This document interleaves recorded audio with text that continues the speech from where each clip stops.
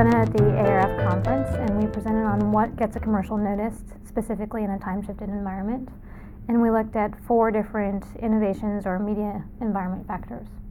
We looked at podbusters, we looked at limited commercial content, first pod position, and then commercial program integration, which really takes either the cast of the program and puts them in the ad, or the look and feel of the show and runs an ad in that program. Can you give an example of each? Like, what's a podbuster? So a podbuster is, there's a cooking program on cable that does it, where it has a long break, and in the middle of the break they go either to one of the contestants and they do talk to the camera, or they show a behind the scenes look, and then it goes back to more commercials. So it's really to keep viewers engaged in a fast forward mode during the break.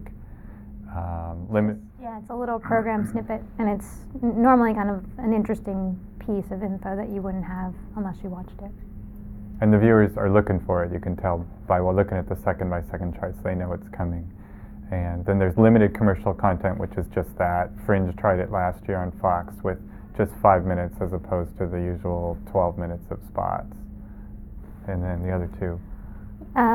So the other 2 that we looked at were A position, the first position, and there's so much focus on getting the A spot and what does that mean, and especially in a DVR environment where people can fast forward so readily, is it still as important as it was previously in live TV? And we did find that it is still very important, along with the last position, just because of people hitting play versus fast forward. And then the last thing we looked at was commercial program integration, which looked at spots that use either program talent and program plot themes, and how those work. And they do actually work very well in kind of retaining viewers into the commercial break, as well as even getting people to stop fast forwarding and hit play and watch a commercial. They were the most effective of the 4 in terms of audience retention, right? In terms of what Alex and I would like to look at next, certainly we would like to look at things like creative quality. So what really does, in terms of creative content, what helps a commercial stand out in a time-shifted environment, and really look across the board to get a sense. And then also look at things like wear out, right? So when does a spot wear out? When is it done? When is its life kind of over and you need to go produce a new spot and put it on air? And the other one would be, we're trying to link promos that run on a network to see if that led to actual viewing, and how that works, and how many promos what does it take to get them to actually go and watch that program. We have the CVI metric, which is the commercial viewing index, which takes the commercial rating, either live, time-shifted, or total, and divides it into the program it runs in. So it levels the playing field and makes it equal for all commercials. Doesn't matter if you're running in Desperate Housewives or a niche cable show. So the closer you are to 1, the more you've retained to that program's audience. So in a time-shifted environment for broadcast prime, you can see well below 30 number for that, and maybe a news magazine or a sports program gets a much higher retention, because maybe they're closer to live or for whatever reason. But yeah, I think our time-shifted CVI metric is a good metric for gauging the performance of a commercial in a DVR world. Because now we're giving them all this rich viewing data that helps them know how to advertise better. And we offer them advertising on our platform that's all opt-in, that allows them to hit a pretty upscale group of consumers that they might be fast-forwarding through all their ads, but they can hit them in another way.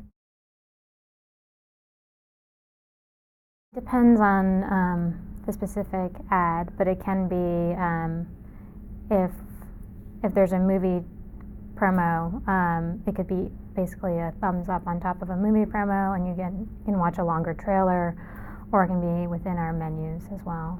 I mean, I think to your question, there was commercial skipping before there was ever TiVo or a DVR, right? We just weren't able to measure it as effectively, or it was for you whenever I'm you gonna get up and make a sandwich, or go to the bathroom. yeah.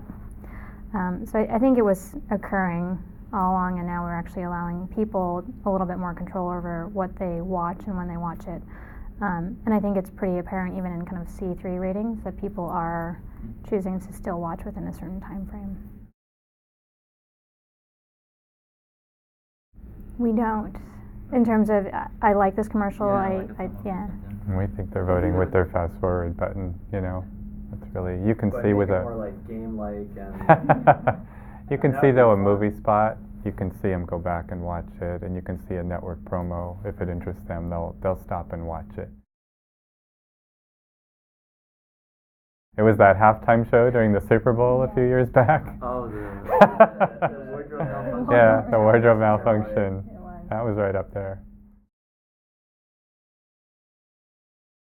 What we're seeing lately is those commercial program integrations. That one happened in Chuck, and Desperate Housewives engaged in a lot this fall with Sprint, and those definitely far and away go way above any other time-shifted commercial we're going to see. The viewing in those is pretty substantial. Were both of those with Sprints? No, the Chuck one was Honda, actually. They had some of the cast riding along in a Honda car and going on vacation somewhere, and they had a whole plot line behind it.